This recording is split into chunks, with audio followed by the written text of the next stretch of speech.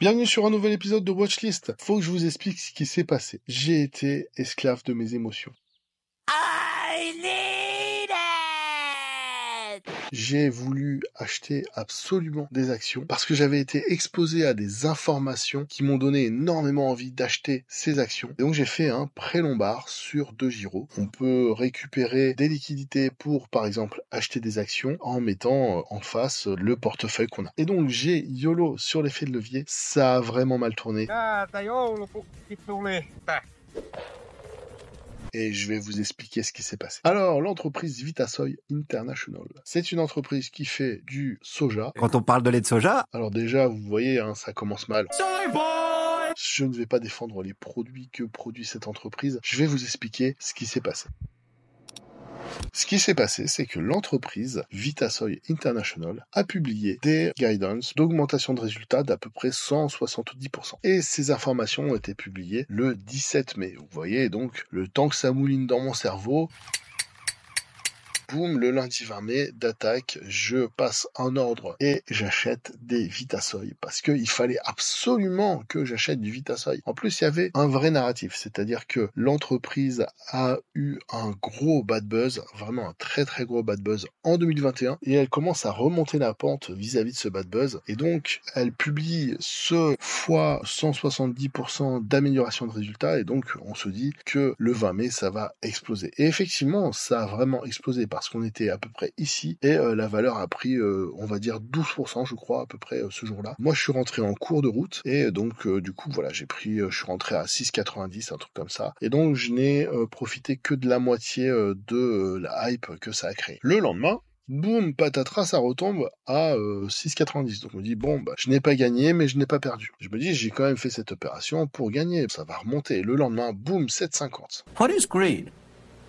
Of course, none of us are greedy. It's only the other fellow who's greedy. Il lui fallut que je revende mes actions la nuit, ou en tout cas pour l'ouverture des marchés le lendemain, chose que je n'ai pas faite. Et patatras, l'action a commencé à dégringoler jusqu'à aujourd'hui où elle a perdu 5%. Ah, chute à l'arrière du peloton. Et donc je me retrouve en moins-value. L'action est à 6,64 Hong Kong dollars. Donc ça fait quand même un peu mal au popotin, cette histoire. Et pour ce qui est de la deuxième valeur, j'ai aussi une histoire à vous raconter, mais ça sera après. On va déjà parler de Vitasoy. Donc Vitasoy, voilà, là pour l'instant, je n'ai plus que l'espoir que ça remonte lundi pour essayer de me sortir de ce mauvais pas. Et comme dirait Giuliani, l'ancien maire de New York, l'espoir n'est pas une stratégie. Mais pour l'instant, c'est ce qui me reste. Alors Vitasoy, du coup, j'avais vachement envie d'aller sur cette entreprise. J'avais lu cette histoire de bad buzz avec un employé qui avait attaqué un policier à Hong Kong et qui derrière s'était suicidé. Donc voilà, c'est une histoire très glauque. Et je récapitule. Un employé qui travaillait chez Vitasoy attaque un policier et derrière se suicide. L'entreprise Vitasoy envoie un message de condoléances à la famille. Ce message de condoléances est plutôt mal tourné. Il y a quelque chose qui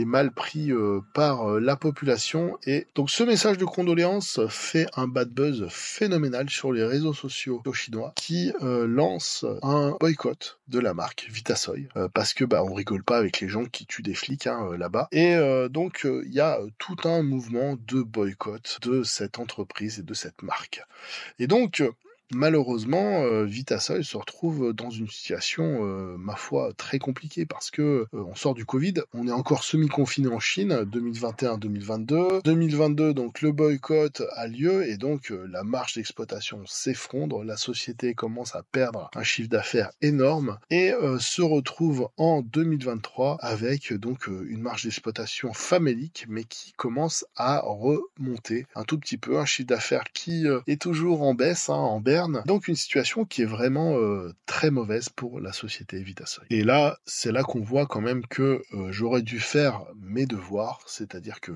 une entreprise qui a un PR de 353, on n'y touche pas, même avec un bâton. l'intérêt du bâton, c'est qu'il y a une grande allonge, vous êtes en sécurité.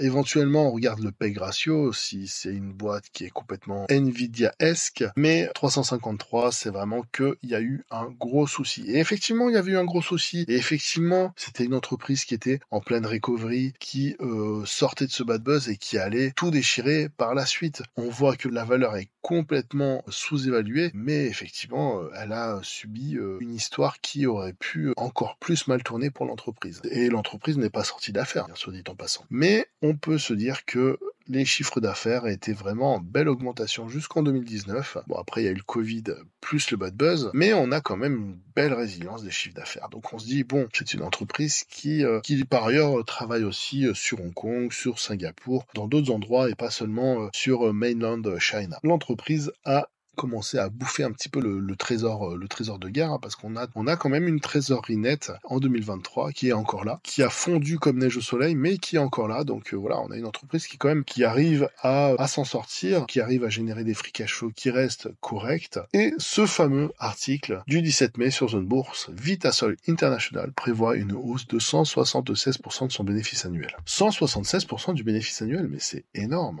Dans ma tête, je me dis.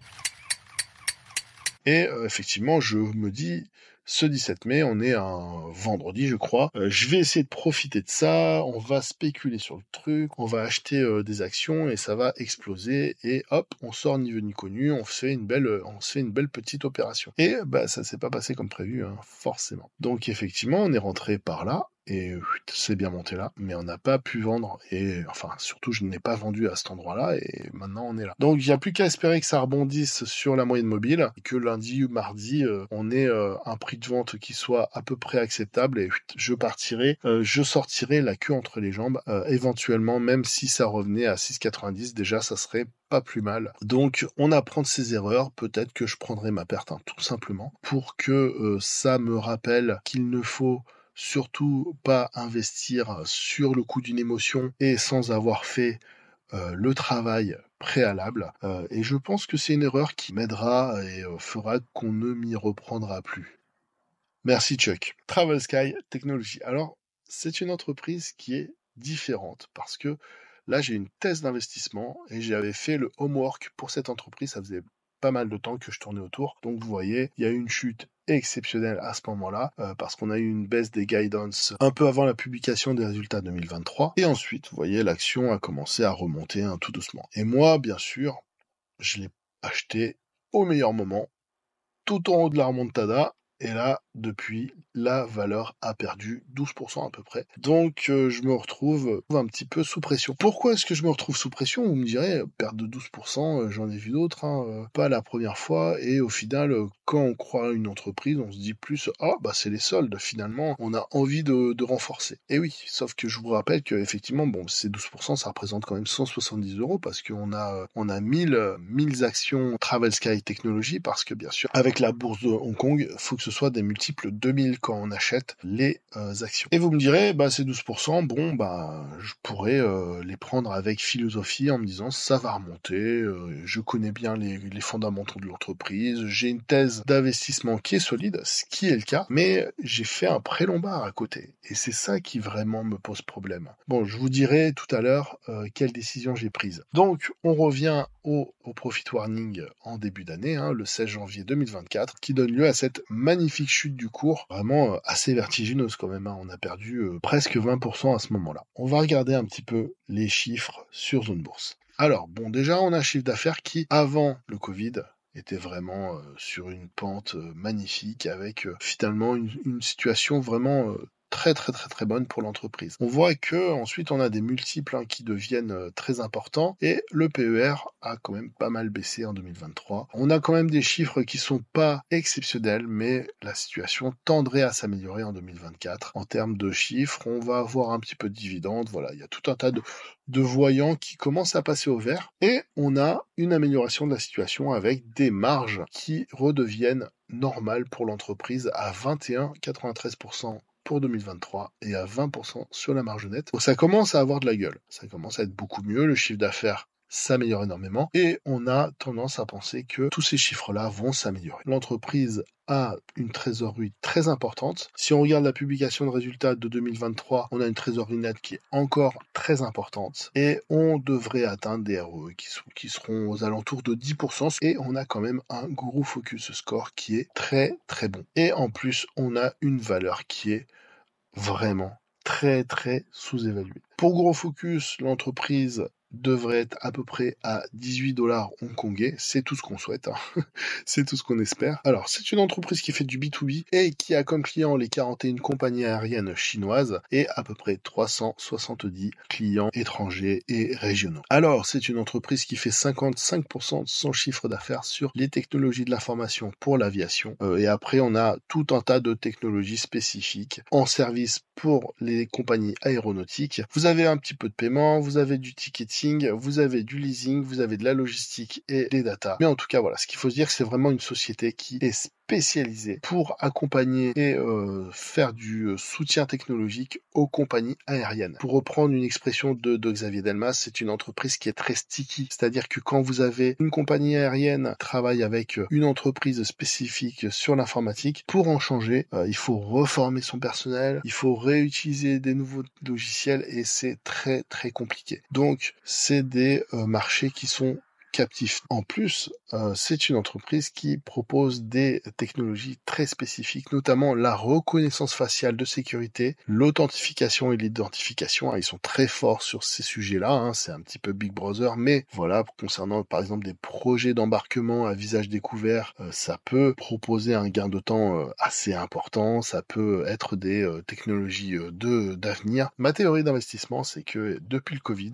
où on a eu un crack exceptionnel au niveau du marché aérien, en général dans le monde entier, mais particulièrement en Chine parce qu'ils ont eu une année de rab au niveau de la fermeture de l'espace aérien. Nos déplacements seront très fortement réduits. Et donc, ils ont rouvert que fin 2022. Et le trafic aérien a connu un rebond spectaculaire. C'est-à-dire que dès 2023, on était à 106% du niveau d'avril 2019 et on avait eu une explosion de 536% en un an. Et comme le dit cet article du 17 avril 2024, on a déjà un premier quarter sur 2024 qui est exceptionnel. 38% plus haut en year-to-year sur le premier quarter, avec 180 millions de passagers. Tout ce qui est cargo, les volumes ont augmenté de 34%, donc ce qui est complètement énorme, hein, et on est 20% plus haut que 2019. Donc ça y est, on est sur des niveaux qui sont très importants, et par la force des choses, Travel Sky Technology va en profiter énormément. Avec, effectivement, si on cite aussi cette étude de Fitch qui,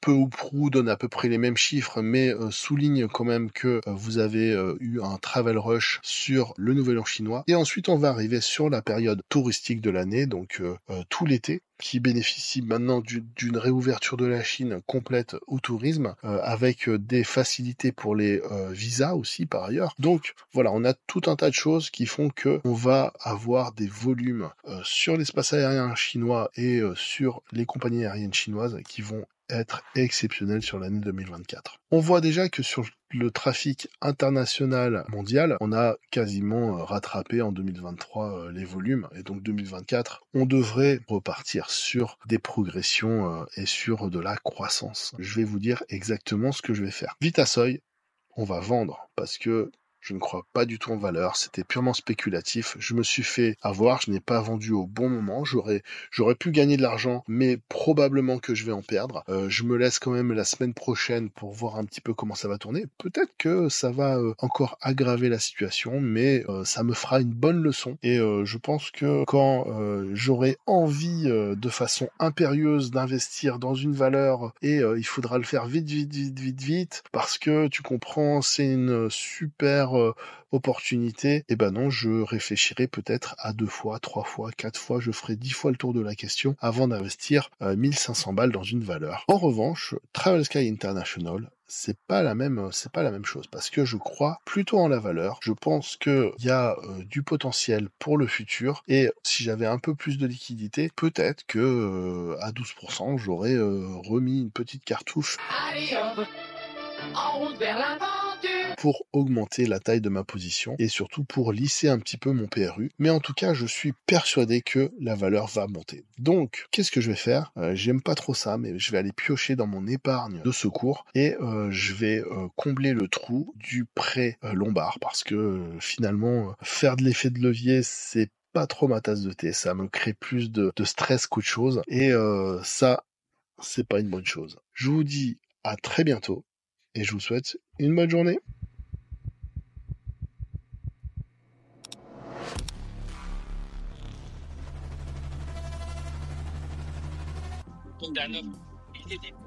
Il porte. Dump it.